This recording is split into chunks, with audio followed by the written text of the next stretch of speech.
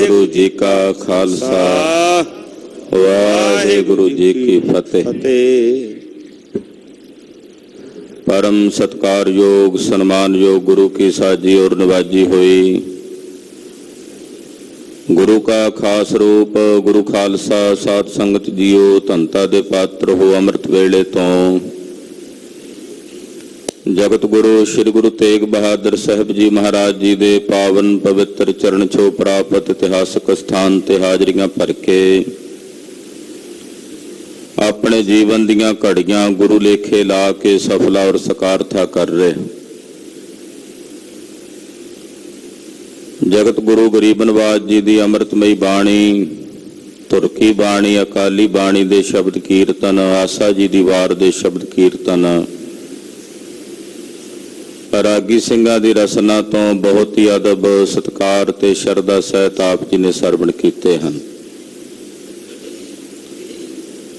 श्री मुखवाक अमृत वेले सतगुरां ने बख्शिश कीते हैं। आओ कुछ समय लई अपनियां सुरतियां बिरतियां गुरुदेव दे पावन चरण कमलां नाल जोड़दियां गुरबाणी दी विचार नाल जुड़िए। जिथे तन करके शरीर करके हाजरियां भर रहे हैं उत्थे अपनियां सुरतियां दी हाजरी गुरु पातशाह दे पवित्र चरनां विच लवाउंदियां अपनी रसना नूं पवित्र करदियां आखो जी सतनाम श्री वाहिगुरु साहिब जी। सतनाम श्री वाहिगुरु साहिब जी। वाहिगुरु साहिब जी। सोरठ महला पहला तू प्रभ दाता दान मत पूरा हम थारे भिखारी जियो। राग सोरठ है और पहले पातशाह जगत गुरु श्री गुरु नानक देव साहब जी महाराज जी का उच्चारण किया होया पावन पवित्र श्री मुखवाक शब्द है।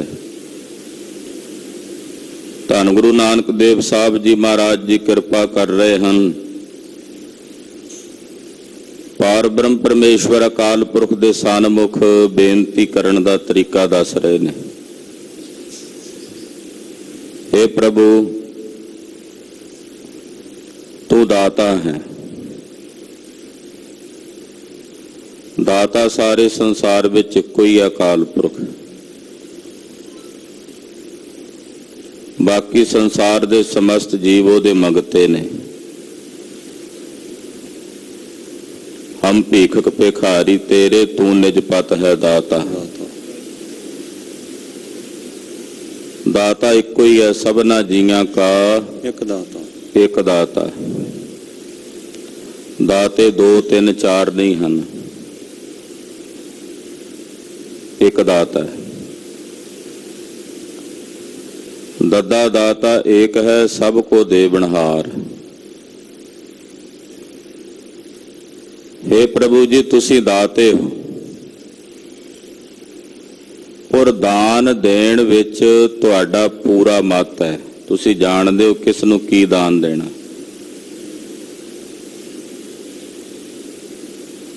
केड़ा जीव किन्ने क दिते हुए दान दा अधिकारी है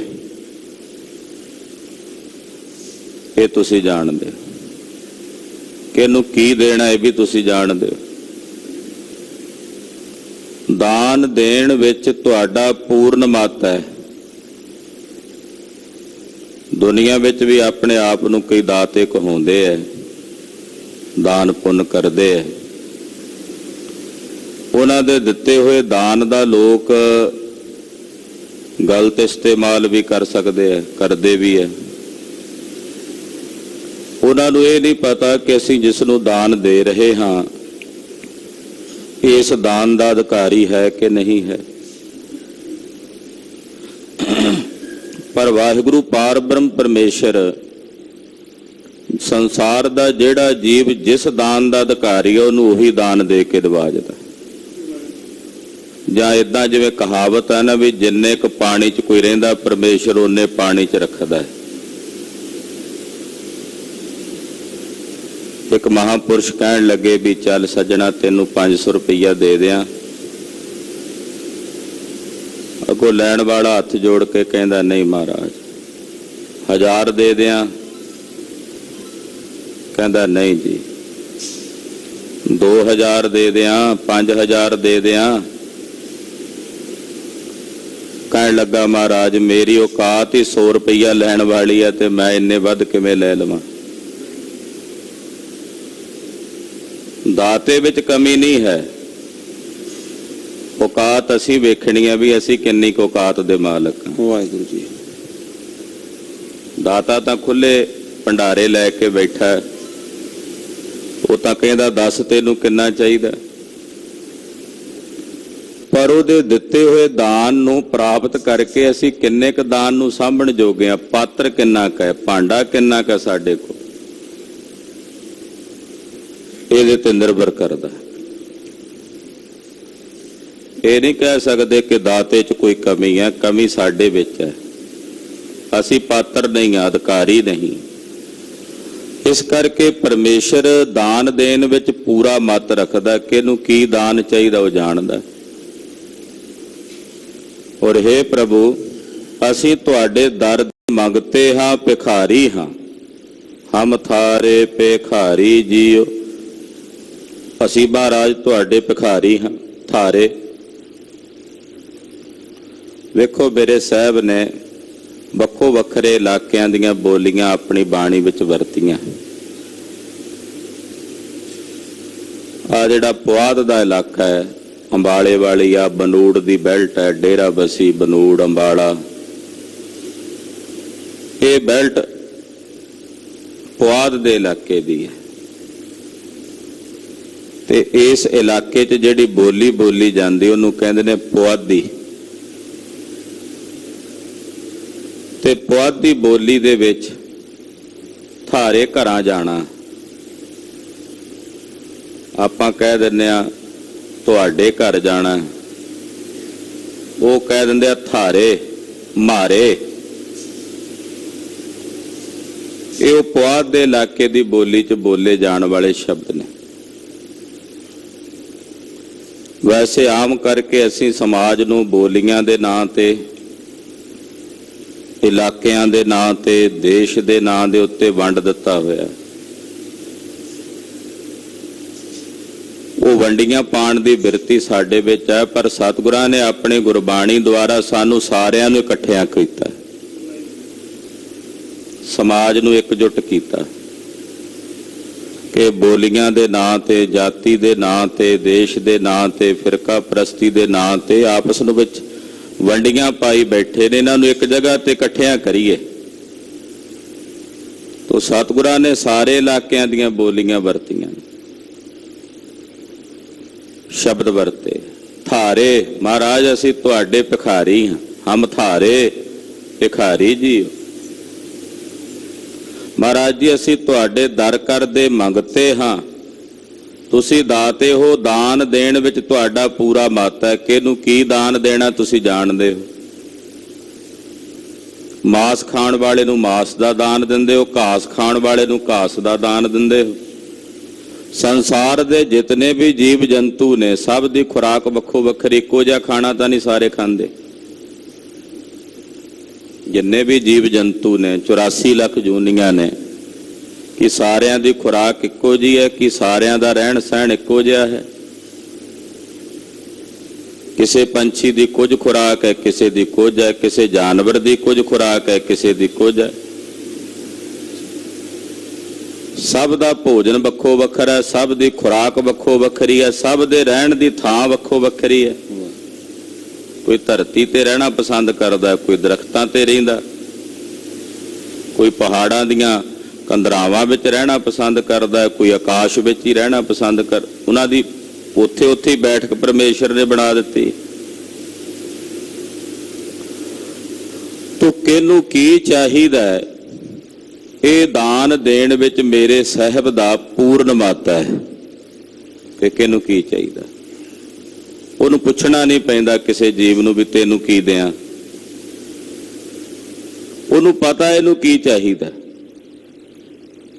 ਇਸ ਕਰਕੇ ਸਾਹਿਬ ਜੀ ਦਾ ਮਤ ਦਾਨ ਦੇਣ ਵਿੱਚ ਪੂਰਨ ਮਤ ਹੈ।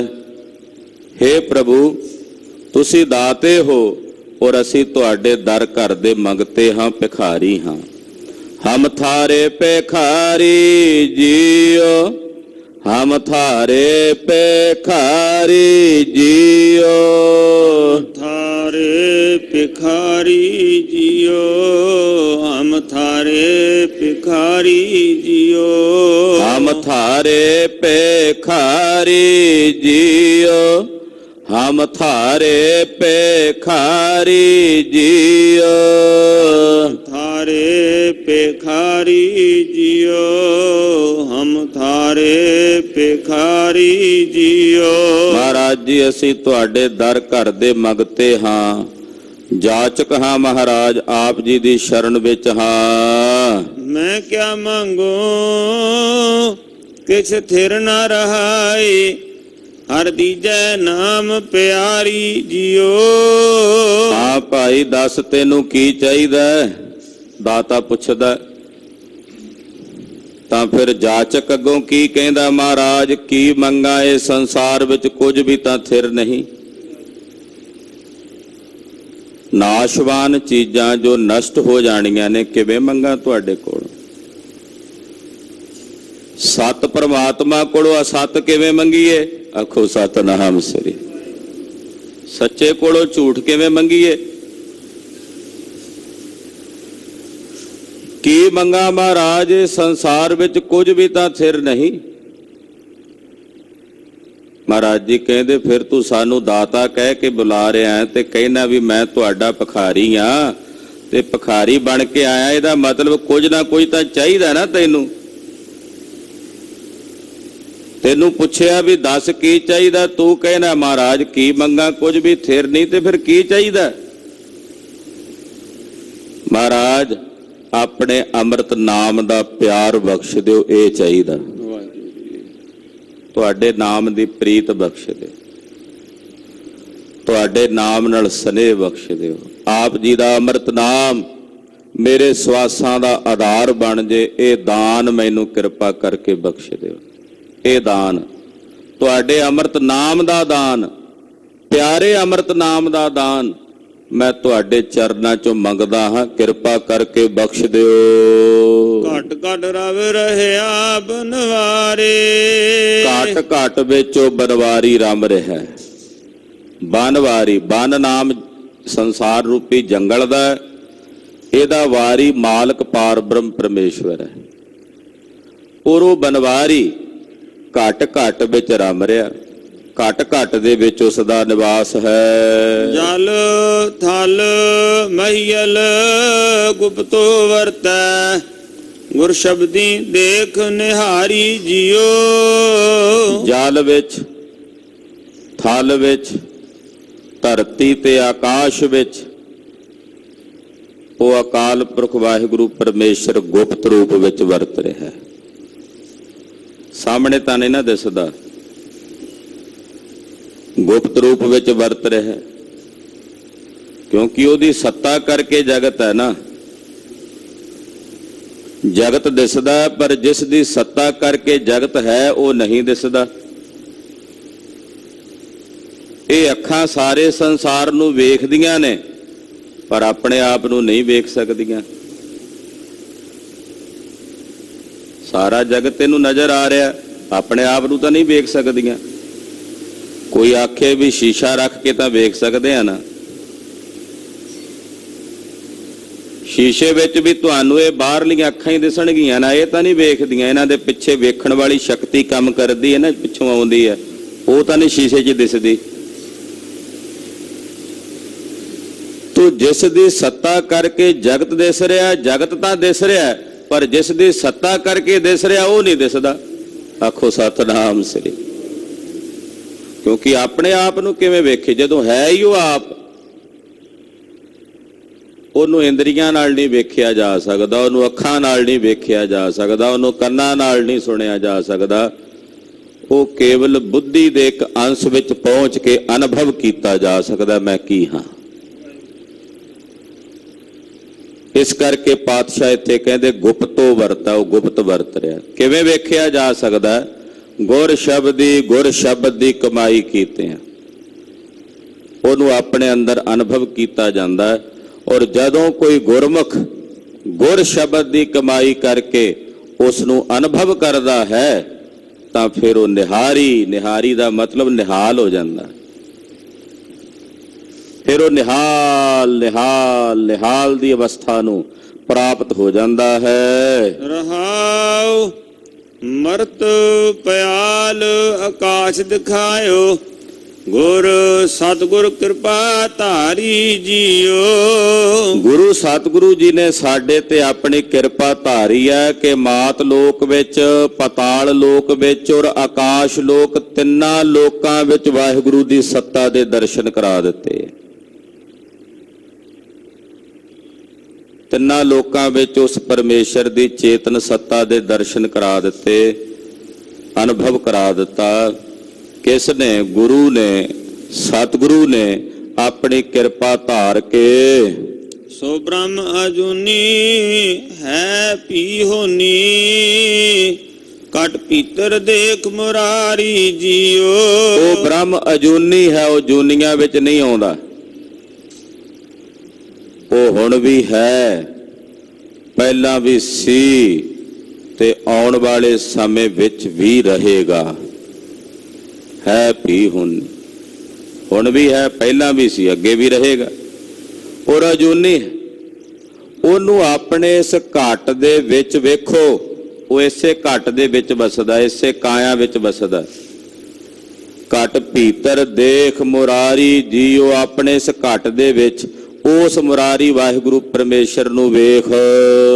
ਜਨਮ ਮਰਨ ਕੋ ਇਹ ਜਗ ਬਪੜੋ, ਇਨ ਦੂਜੈ ਭਗਤ ਵਿਸਾਰੀ ਜੀਓ। ਜਨਮ ਔਰ ਮਰਨ ਵਾਸਤੇ ਇਹ ਜਗਤ ਬਪੜਾ ਵਿਚਾਰਾ ਭਟਕ ਰਿਹਾ ਹੈ, ਜੰਮਦਾ ਤੇ ਮਰਦਾ। ਇਹ ਜਨਮ ਮਰਨ ਦਾ ਚੱਕਰ ਕਿਉਂ ਪਿਆ ਹੋਇਆ ਜਗਤ ਦੇ ਜੀਵਾਂ ਨੂੰ? ਪਾਤਸ਼ਾਹ ਕਾਰਨ ਦੱਸਦੇ ਨੇ, ਕਿਉਂਕਿ ਇਹਨਾਂ ਨੇ ਦੂਜੇ ਭਾਵ ਵਿੱਚ ਦੁਬਿਧਾ 'ਚ ਲੱਗ ਕੇ ਪਰਮੇਸ਼ਰ ਦੀ ਭਗਤੀ ਨੂੰ ਹਿਰਦੇ 'ਚੋਂ ਵਿਸਾਰ ਦਿੱਤਾ, ਤਾਂ ਜੰਮਦੇ ਮਰਦੇ ਨੇ। ਜਨਮ ਮਰਨ ਦਾ ਮੂਲਤଃ ਕਾਰਨ ਕੀ ਹੈ? ਗੁਰੂ ਨਾਨਕ ਪਾਤਸ਼ਾਹ ਕਹਿੰਦੇ ਰੱਬ ਦੀ ਭਗਤੀ ਛੱਡੀ, ਇਹੀ ਕਾਰਨ ਹੈ। ਦੂਜੇ ਭਾਵ ਵਿੱਚ ਦੁਬਿਧਾ 'ਚ ਲੱਗ ਕੇ ਇਹਨਾਂ ਨੇ ਪਰਮੇਸ਼ਰ ਦੀ ਭਗਤੀ ਨੂੰ ਵਿਸਾਰਿਆ ਹੋਇਆ ਹੈ। ਇਸੇ ਕਰਕੇ ਵਿਚਾਰਾ ਜਗਤ ਜੰਮ ਰਿਹਾ ਤੇ ਮਰ ਰਿਹਾ। ਸਤਿਗੁਰ ਮਿਲੈ ਤਾਂ ਗੁਰਮਤਿ ਪਾਈਐ, ਸਾਖਤ ਬਾਜੀ ਹਾਰੀ ਜੀਓ। ਸਤਿਗੁਰੂ ਜੀ ਮਿਲਣ ਤਾਂ ਗੁਰੂ ਕੀ ਮੱਤ ਪ੍ਰਾਪਤ ਹੁੰਦੀ ਹੈ, ਤਾਂ ਗੁਰਮਤਿ ਪਾਈ ਹੈ। ਸਤਿਗੁਰੂ ਜੀ ਮਿਲਣ ਤਾਂ ਗੁਰੂ ਦੀ ਮੱਤ ਪ੍ਰਾਪਤ ਹੁੰਦੀ ਹੈ। ਸਾਖਤ ਬਾਜੀ ਹਾਰੀ ਜੀਓ, ਜਿਹੜੇ ਸਾਖਤ ਤੇ ਦੁਰਜਨ ਬੰਦੇ ਨੇ ਉਹ ਆਪਣੇ ਇਸ ਜਨਮ ਦੀ ਬਾਜੀ ਨੂੰ ਹਾਰ ਜਾਂਦੇ ਹਨ। ਉਹ ਆਪਣੇ ਇਸ ਮਨੁੱਖਾ ਜਨਮ ਦੀ ਬਾਜੀ ਨੂੰ ਹਾਰ ਕੇ ਅਜਾਈ ਗਵਾ ਲੈਂਦੇ ਹਨ। ਸਤਿਗੁਰ ਬੰਧਨ ਤੋੜ ਨਿਰਾਰੇ, ਬਹੁੜਨਾ ਗਰਭ ਮਜ਼ਾਰੀ ਜੀਓ। ਮੇਰੇ ਸਤਿਗੁਰੂ ਜੀ ਨੇ ਕਿਰਪਾ ਕਰਕੇ ਮੇਰੇ ਬੰਧਨ ਤੋੜ ਦਿੱਤੇ ਨੇ, ਔਰ ਬੰਧਨ ਤੋੜ ਕੇ ਮੈਨੂੰ ਬੰਧਨਾਂ ਤੋਂ ਮੁਕਤ ਕਰ ਦਿੱਤਾ ਹੈ। ਹੁਣ ਜਿਸ ਦੀ ਕਿਰਪਾ ਸਦਕਾ, ਜਿਸ ਸਤਿਗੁਰਾਂ ਦੀ ਕਿਰਪਾ ਸਦਕਾ ਹੁਣ ਮੈਨੂੰ ਮੁੜ ਕੇ ਗਰਭ ਜੋਨੀਆਂ 'ਚ ਨਹੀਂ ਆਉਣਾ ਪਵੇਗਾ। ਬਹੁੜਨਾ ਗਰਭ ਮਝਾਰੀ ਜੀਓ, ਹੁਣ ਮੁੜ ਕੇ ਮੈਨੂੰ ਗਰਭ ਜੂਨੀਆਂ ਵਿੱਚ, ਗਰਭਾਸ਼ਿਆਂ ਵਿੱਚ ਨਹੀਂ ਆਉਣਾ ਪਵੇਗਾ। ਨਾਨਕ ਗਿਆਨ ਰਤਨ ਪ੍ਰਗਾਸਿਆ, ਹਰ ਮਨ ਵਸਿਆ ਨਿਰੰਕਾਰੀ ਜੀਓ। ਧੰਨ ਗੁਰੂ ਨਾਨਕ ਸਾਹਿਬ ਸੱਚੇ ਪਾਤਸ਼ਾਹ ਕਹਿੰਦੇ, ਜਿਨ੍ਹਾਂ ਦੇ ਹਿਰਦਿਆਂ ਵਿੱਚ ਗਿਆਨ ਦੇ ਰਤਨ ਦਾ ਪ੍ਰਕਾਸ਼ ਹੋ ਗਿਆ, ਉਹਨਾਂ ਨੇ ਜਾਣ ਲਿਆ ਕਿ ਹਰੀ ਅਕਾਲ ਪੁਰਖ ਵਾਹਿਗੁਰੂ ਇਸ ਮਨ ਦੇ ਵਿੱਚ ਹੀ ਵਸਦਾ ਨਿਰੰਕਾਰ। ਜਦੋਂ ਦੀਵਾ ਜਗ ਗਿਆ, ਰੌਸ਼ਨੀ ਹੋ ਗਈ, ਪਤਾ ਲੱਗ ਗਿਆ ਵੀ ਪ੍ਰਮਾਤਮਾ ਤਾਂ ਇੱਥੇ ਹੀ ਸੀ, ਹਨੇਰੇ 'ਚ ਨਹੀਂ ਸੀ ਦਿਸਦਾ। ਗਿਆਨ ਦਾ ਪ੍ਰਕਾਸ਼ ਹੋਇਆ ਤਾਂ ਫਿਰ ਇਸ ਮਨ ਵਿੱਚ ਹੀ ਵਸਦਾ ਨਿਰੰਕਾਰ। ਨਿਰੰਕਾਰ ਦਾ ਮਤਲਬ ਜਿਹਦਾ ਕੋਈ ਆਕਾਰ ਨਹੀਂ ਹੈ, ਜਾਣ ਲਿਆ ਕਿ ਉਹ ਇਸ ਮਨ ਦੇ ਵਿੱਚ ਹੀ ਵਸਦਾ, ਇੱਥੇ ਹੀ ਰਹਿੰਦਾ, ਬਾਹਰ ਨਹੀਂ ਹੈ।